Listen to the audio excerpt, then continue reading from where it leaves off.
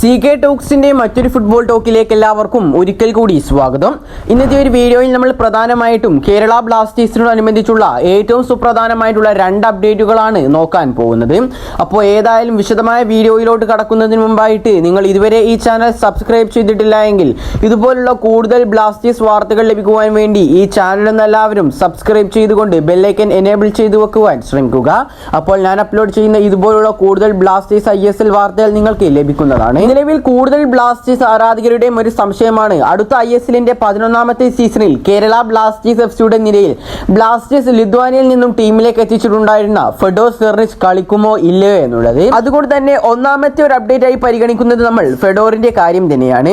ഫെഡോറിന്റെ കാര്യത്തിലേക്ക് വരികയാണെങ്കിൽ കഴിഞ്ഞ ISLന്റെ 10ാമത്തെ സീസണിൽ ലൂണ പോയതിന് പിന്നാലെ ലൂണക്ക് പകരക്കാരനായിക്കൊണ്ടായിരുന്നു കേരള ബ്ലാസ്റ്റേഴ്സ് FC ലിത്വാനിയയിൽ നിന്നും ഫെഡോർ സെർണിച്ചിനെ ടീമിലേക്ക് എത്തിച്ചിട്ടുണ്ടായിരുന്നത്.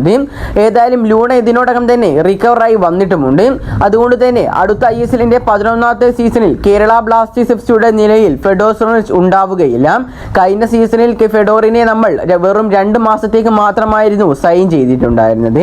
കൂടാതെ തന്നെ ഫെഡോറിന്റെ ഭാര്യയും സ്റ്റോറിയായി പങ്കുവച്ചിട്ടുണ്ടായിരുന്നു ഈ ഒരു കഴിഞ്ഞ ഏപ്രിലിൽ കൂടി അഥവാ ISL 10ാം സീസൺ കഴിഞ്ഞാൽ ഉടൻ തന്നെ ഞങ്ങൾ തിരിച്ച് ഞങ്ങളുടെ നാട്ടിലേക്ക് പോകുമെന്നും കൂടാതെ തന്നെ ഒരു താങ്ക് യു പറയുന്ന രീതിയിൽ ഫെഡോറിന്റെ ഒരു പോസ്റ്റ് നമ്മൾ കണ്ടിട്ടുണ്ടായിരുന്നു. ഏതായാലും അടുത്ത ISLന്റെ 11ാമത്തെ സീസണിൽ നമുക്ക് കേരള ബ്ലാസ്റ്റേഴ്സ് FCയിൽ ഫെഡോറിനെ കാണാൻ സാധിക്കുകയില്ല. ഫെഡോർ അടുത്ത സീസണിൽ ബ്ലാസ്റ്റേഴ്സിന് വേണ്ടി കളിക്കുമെന്നൊക്കെ പറഞ്ഞ് ഒരുപാട് അഭ്യൂഹങ്ങളാണ് നിലവിൽ പുറത്തേക്ക് വരുന്നത്. അപ്പോൾ ഏതായാലും ഇതൊരു കൺഫേംഡ് ന്യൂസ് തന്നെയാണ്. അടുത്ത സീസണിൽ ഫെഡോർ ഉണ്ടാവുകയില്ല. ഇനി രണ്ടാമത്തെ ഒരു അപ്ഡേറ്റ് എന്നുള്ളത് കേരള ബ്ലാസ്റ്റേഴ്സ് FCയുടെ ഗ്രീക്ക് താരമായ ദിമിത്രോസ് ഡയമൻഡക്കോസിന്റെ പകരക്കാരനെ കുറിച്ചാണ്. നമുക്കറിയാം ഗ്രീക്ക് താരമായ ദിമിത്രോസ് ഡയമൻഡക്കോസ് ആയിരുന്നു ISLന്റെ 10ാമത്തെ സീസണിലെ ഗോൾഡൻ ബൂട്ട് വിന്നർ കൂടി.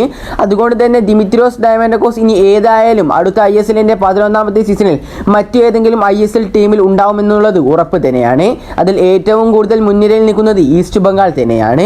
നിലവിൽ ഏതായാലും ഇപ്പോൾ ദിമിത്രോസ് ഡയമൻഡക്കോസിന് പകരക്കാരനായിക്കൊണ്ട് ഒരു സൂപ്പർ താരത്തെ കേരള ബ്ലാസ്റ്റേഴ്സ് FCക്ക് ടീമിലേക്ക് എത്തിക്കേണ്ടതും അത്യാവശ്യം തന്നെയാണ്. ഏതായാലും നിലവിൽ ഇപ്പോൾ പുറത്തേക്ക് വരുന്ന റിപ്പോർട്ടുകളിൽ നിന്നും നമുക്ക് മനസ്സിലാക്കാൻ സാധിക്കുന്നത് ഗ്രീക്ക് താരമായ ദിമിത്രോസ് ഡയമൻഡക്കോസിന് പകരക്കാരനായിക്കൊണ്ട് ബ്ലാസ്റ്റേഴ്സ് ഒരു ഗ്രീക്ക് താരത്തെ തന്നെയാണ് ടീമിലേക്ക് എത്തിക്കാൻ ശ്രമിക്കുന്നത് എന്നാണ്. കേരള ബ്ലാസ്റ്റേഴ്സുമായി അപ്ഡേറ്റുകൾ പങ്കുവെക്കുന്ന കേരള ബ്ലാസ്റ്റേഴ്സ് FC എന്നൊരു എക്സ് പ്ലാറ്റ്ഫോമാണ് ഈ ഒരു കാര്യം റിപ്പോർട്ട് ചെയ്തിട്ടുള്ളത്. ഗ്രീക്ക് സ്ട്രൈക്കർ ജോർജിയസ് മനാലിസുമായി കേരള ബ്ലാസ്റ്റേഴ്സ് FC ചർച്ച നടത്തുന്നു എന്നാണ് അഭ്യൂഹം. ഗ്രീക്കിലെ 2ാം ഡിവിഷൻ ക്ലബായ ചാനിയയുടെ താരമാണ് നിലവിൽ മനാലിസ് എന്ന സൂപ്പർ താരം. 29കാരനായ ഈ ഒരു താരത്തിന്റെ കരാർ ഈ ഒരു വർഷം മെയ് 31 കേരള ബ്ലാസ്റ്റേഴ്സുമായി അവസാനിച്ചിട്ടുണ്ടായിരുന്നു. ഏതായാലും കഴിഞ്ഞ സീസണിൽ ഗ്രീക്ക് ക്ലബിനായി ഈ ഒരു താരം 21 കളികളിൽ നിന്നും 11 ഗോളുകളും ഒരു അസിസ്റ്റും സ്വന്തമാക്കിയിട്ടുണ്ട്.